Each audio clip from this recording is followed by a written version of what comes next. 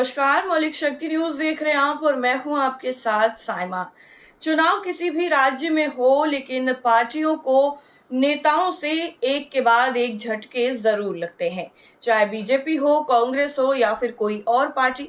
लेकिन इस बार बिहार चुनाव होने से पहले ही बीजेपी को और जेडीयू को यहां पर बहुत बड़ा झटका लगा है। तो क्या कुछ है पूरा मामला और कौन से नेताओं ने पार्टी से बगावत करके उसकी टेंशन चुनाव के लिए बढ़ा दी है, चलिए पूरी स्टोरी आपको पॉइंट टू पॉइंट बताते हैं। जैसे जैसे बिहार में 2025 का बिहार विधानसभा चुनाव नजदीक आ रहा है, राज्य की राजनीति में हलचल भी तेज होती नजर आ रही है। और बुधवार यानी 7 मई 2025 को भारतीय जनता पार्टी यानी भाजपा और जनता दल यूनाइटेड यानी जेडीयू को उस वक्त बड़ा झटका लगा जब उसके दो प्रभावशाली नेता, पूर्व विधायक अनिल सिंह और जेडीयू के पूर्व प्रदेश महासचिव शंभू पटेल अपनी अपनी पार्टी को छोड़कर कांग्रेस में चले गए। अनिल सिंह और शंभू पटेल के साथ ही उनके समर्थकों ने भी कांग्रेस का दामन थाम लिया।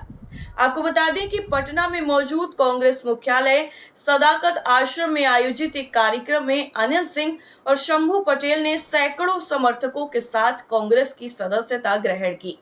इस मौके पर प्रदेश कांग्रेस अध्यक्ष राजेश कुमार राम भी मौजूद थे और उन्होंने दोनों नेताओं का गर्मजोशी से स्वागत किया। इस घटनाक्रम को कांग्रेस के लिए एक अहम राजनीतिक उपलब्धि के रूप में देखा जा रहा है, खासकर चुनावी माहौल में।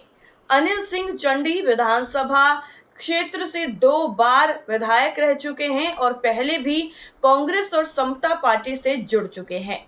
उनके पिता डॉक्टर रामराज सिंह बिहार सरकार शिक्षा मंत्री रह चुके हैं। दूसरी तरफ शंभू पटेल जेडीयू में प्रदेश महासचिव और राज्य सलाहकार परिषद के सदस्य जैसे बड़े पदों पर रह चुके हैं। दोनों नेताओं ने अपने अपने दलों को अलविदा कहते हुए कांग्रेस में नया सियासी सफर शुरू किया है। अनिल सिंह के साथ ही विजय कुमार चौधरी, कामेश्वर प्रसाद सिंह, हरिकांत शर्मा, फौजदारी प्रसाद, लालजीत पासवान, रामकिशन आजाद, श्रवण महतो और अजीत कुमार पासवान जैसे कई नेता भी कांग्रेस में शामिल हुए। वहीं शंभू पटेल के साथ ही चंद्रमा पासवान, सुरेश सिंह, सुभाष सिंह, मोहम्मद हनीफ, मुख्तार शाह और बच्चा पासवान ने भी कांग्रेस की सदस्यता ले ली। इस बड़े सियासी क्रम से बीजेपी को और जेडीयू को बहुत बड़ा झटका बिहार की राजनीति में लगा है और इसका कितना नुकसान होगा ये आने वाले बिहार विधानसभा चुनाव के नतीजे बता देंगे। क्योंकि जिस तरीके से इन दोनों नेताओं की पकड़ है, उसके बाद कांग्रेस को बहुत बड़ा फायदा चुनाव में हो सकता है और बीजेपी और जेडीयू के लिए एक बहुत बड़ा नुकसान माना जा रहा है। वहीं अपनी अपनी पार्टी छोड़ने के बाद नेताओं ने सत्तारूढ़ दलों पर तीखे हमले किए। दरअसल कांग्रेस में शामिल होने के बाद अनिल सिंह ने केंद्र और राज्य सरकारों पर जमकर निशाना साधा है।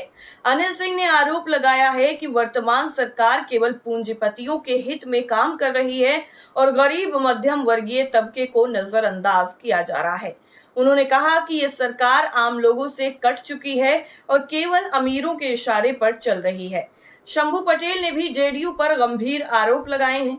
दरअसल शंभू पटेल ने कहा है कि जनता दल यूनाइटेड अब अपनी मूल विचारधारा से भटक चुका है, वहां रहकर जनसेवा संभव नहीं है।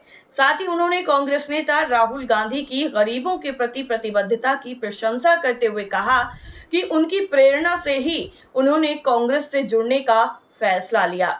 वहीं दूसरी तरफ एक और बुरी खबर बीजेपी के लिए है, क्योंकि यहां पर बीजेपी विधायक को अब सरेंडर करना होगा।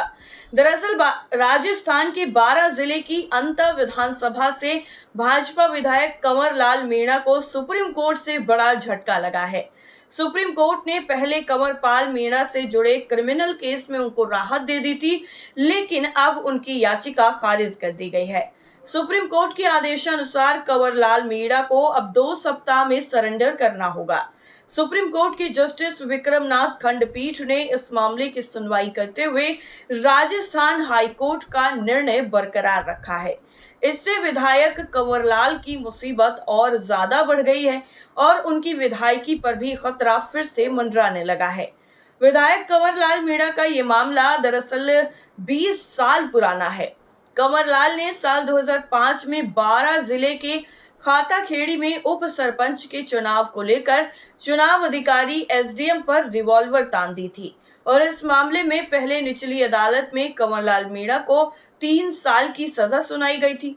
कंवरलाल मीणा को ये सजा झालावाड़ की अकलेरा एडीजे कोर्ट ने दिसंबर 2020 में सुनाई थी और उसके बाद कंवरलाल मीणा ने निचली अदालत के इस फैसले के खिलाफ राजस्थान हाईकोर्ट की जयपुर पीठ में याचिका दायर की थी। राजस्थान हाईकोर्ट ने हाल ही में निचली अदालत के फैसले को बरकरार रखते हुए कंवरलाल मीणा को सरेंडर करने के आदेश दिए हैं, लेकिन कंवरलाल मीणा उसके बाद सुप्रीम कोर्ट चले गए।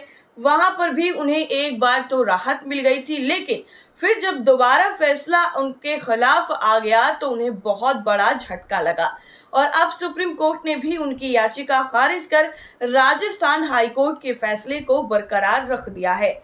राजस्थान हाईकोर्ट की तरफ से विधायक कंवरलाल मीणा के खिलाफ फैसला आने के बाद से ही सूबे में राजनीति गहरा गई है। कांग्रेस इस मामले को लेकर बीजेपी पर हमलावर हो गई थी। उसने विधानसभा अध्यक्ष से कंवरलाल मीणा के विधानसभा सदस्यता खत्म करने की मांग भी की थी, लेकिन जैसे ही कंवरलाल को सुप्रीम कोर्ट से राहत मिली तो वो शांत हो गई। लेकिन अब सुप्रीम कोर्ट के आए नए फैसले के बाद कांग्रेस फिर से बीजेपी पर हमलावर होने की तैयारी में है और अगर ऐसा होता है तो बीजेपी विधायक की सदस्यता जा सकती है। अब जिस तरीके से बीजेपी को एक के बाद एक जोरदार झटका लग रहा है, उससे कहीं ना कहीं आने वाले चुनाव में उसकी मुश्किलें और ज्यादा बढ़ जाएंगी और जिस तरीके से जेडीयू में उठापटक शुरू हुई है, चाहे वो बिहार चुनाव को लेकर हो या फिर वक्फ बोर्ड के समर्थन करने को लेकर हो जेडीयू की तरफ से, उसके बाद नेता उससे नाराज हो गए थे और कई बड़े बड़े दिग्गज नेताओं ने जो अच्छी खासी पकड़ रखते हैं मुस्लिम वोट बैंक को लेकर, उन सभी ने जेडीयू का साथ छोड़ दिया और अपनी पार्टी से नाराज बताए जा रहे हैं। तो वहीं बीजेपी को भी बिहार में जोरदार झटके लग रहे हैं। एक के बाद एक कई नेता पार्टी को अलविदा कह रहे हैं और दूसरी पार्टियों में जा रहे हैं। लेकिन ऐसे में राजस्थान की जो 12 से खबर आई है उसको लेकर भी काफी ज्यादा टेंशन जो है वो बीजेपी में नजर आ रही है। वो इसलिए क्योंकि अगर बीजेपी के विधायक की सदस्यता खत्म होती है या फिर उनको सरेंडर करना पड़ता है तो ये राजस्थान में उसकी छवि को बहुत बड़ा डेंट लगा सकता है। इस पूरे मामले में आगे क्या कुछ होगा, क्या कुछ फैसला होगा और कब सरेंडर करेंगे बीजेपी के विधायक, जो भी जानकारी आएगी वो हम आप तक जरूर पहुंचाएंगे। फिलहाल आज के लिए इतना ही और बाकी खबरों के लिए आप जुड़े रहिए मौलिक शक्ति न्यूज के साथ। तब तक के लिए नमस्कार।